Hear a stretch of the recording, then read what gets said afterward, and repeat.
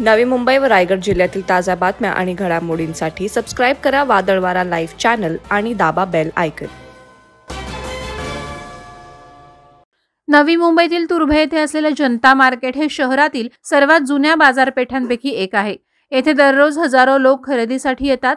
मात्र गेल्या काही वर्षांपासून बाजारातील रस्त्यांच्या कडेला वेश्या व्यावसायिकांनी आपला डेरा थाटलाय। त्यामुळे ही बाजारपेठ आता बदनाम होत चालली आहे। येथे या स्त्रिया विक्षिप्त अंगविक्षेप करत ग्राहकांना आकर्षित करत असतात। पूर्वी महिला बिनधास्तपणे या बाजारात खरेदी करायला यायच्या, मात्र आता घरंदाज स्त्रिया या बाजारात फिरकायलाही घाबरतात। कारण वेश्या व्यवसाय करणाऱ्या महिलांना नाही तर सामान्य आणि घरंदाज महिलांना किंमत विचारून येथे येणारे गिराईक त्यांचा विनयभंग करत असल्याच्या अनेक तक्रारी आल्यात। त्यामुळे इथे सामान्य स्त्रिया येणं बंद झालं असून बिनदिक्कतपणे वेश्या व्यवसाय सुरळीत सुरू आहे।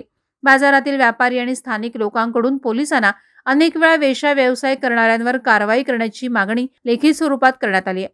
व्यापाऱ्यांनी तक्रार केल्यावर या वेश्या काही दिवस बाजारातून गायब होतात आणि प्रकरण निवळलं की पुन्हा आपला व्यवसाय सुरू करतात। या लपाछपीच्या खेळाला कंटाळून जनता मार्केटमधील व्यापारी आणि शिवसेनेने मोर्चा काढून येथे चालणाऱ्या वेश्या व्यवसायावर पूर्णपणे बंदी घालण्याची मागणी केली आहे। वादळवारा लाईव्हसाठी अमोल कांबळे, नवी मुंबई।